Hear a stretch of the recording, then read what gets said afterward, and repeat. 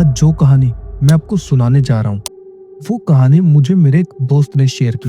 दिल्ली से अपने गांव लौटते समय तीर्थक बहुत खुश था। कई महीनों से वो अपने घर से दूर था। अब उसे अपने घर जाने का मौका मिला। घर पहुंचकर उसे सुकून भरा माहौल मिलने वाला था। तीर्थक का घर एक दूर दराज गाँव में था, जहाँ तक पहुँचने के लिए उसे बहुत लंबा सफर तय करना पड़ता था। दिल्ली रेलवे स्टेशन पर वो अपने ट्रेन की टिकट को बार बार चेक कर रहा था। घर जाने की एक्साइटमेंट उसके चेहरे पर साफ नजर आ रही थी।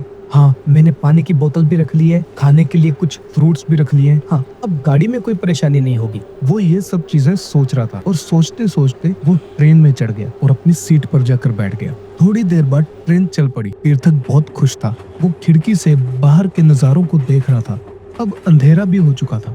रात के लगभग 11:15 बज गए थे। ट्रेन का सफर आम दिनों की तरह सामान्य था। ट्रेन की ऊंची आवाज, दूर दूर तक फैला हुआ अंधेरा और हल्की सी ठंडी ठंडी हवा जो खिड़की से अंदर आ रही थी, सब कुछ ठीक ही तो था। पर कुछ देर बाद तीर्थक को महसूस हुआ कि कुछ अजीब हो रहा है। पहले तो उसने नजरअंदाज कर दिया, लेकिन धीरे धीरे ट्रेन का वातावरण बदलने लगा। अचानक ट्रेन की रफ्तार थमने लगी और एक जगह पर आकर ट्रेन रुक गई। तीर्थक जो अपनी सीट पर आराम से सो रहा था, वो अचानक से उठा। अरे, ट्रेन यहाँ क्यों रुक गई है? शायद ये कोई छोटा सा स्टेशन होगा। पर जैसे ही तीर्थक ने खिड़की से बाहर झांक कर देखा तो सामने सिर्फ घना जंगल था। घनी धुंध और सर्द हवा ट्रेन को चारों तरफ से घेर रही थी। अब हवा में भी कोई हलचल नहीं थी, बस एक अजीब सी खामोशी थी। और ये खामोशी तीर्थक को अंदर से डराने लगी थी। कोहरे की वजह से सब कुछ धुंधला दिखाई दे रहा था। तीर्थक घबराया और उसने बोगी में बैठे दूसरे यात्रियों को देखा। सभी यात्री अपनी अपनी जगह पर चुपचाप बैठे थे। वो ना तो किसी से बात कर रहे थे, ना वो अपनी जगह से हिल रहे थे। अरे अंकल, क्या हुआ?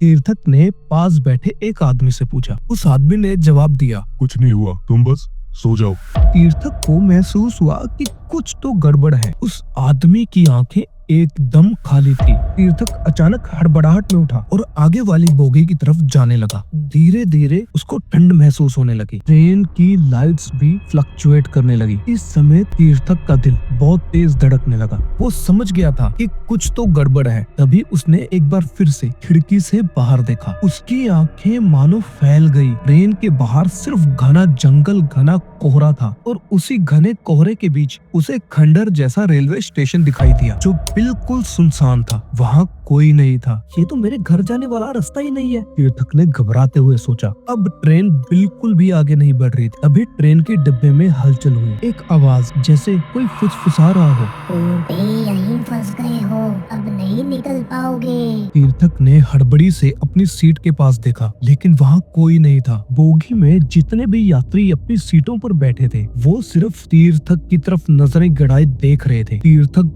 भागकर बोगी के दरवाजे की तरफ गया और वो ट्रेन से उतरने ही वाला था कि तभी ऐसा लगा मानो किसी अदृश्य शक्ति ने तीर्थक को बोगी में खींच लिया हो। उसके बाद तीर्थक की आंखों के आगे अंधेरा छा गया। अगले दिन तीर्थक की माँ उसे ढूंढने लगी। वो रेलवे स्टेशन पर पहुंची, पर रेलवे अधिकारियों को उस ट्रेन के बारे में कोई भी रिकॉर्ड नहीं मिला। वो ट्रेन कहाँ से चली, कहाँ तक गई और इस बीच तीर्थक के साथ क्या हुआ, इसका कोई भी रिकॉर्ड नहीं था। इस पूरे सफर में तीर्थक ने ना कोई रेलवे स्टेशन देखा, ना किसी अधिकारी को देखा, बस एक खौफनाक और डरावनी रात और घने कोहरे को देखा।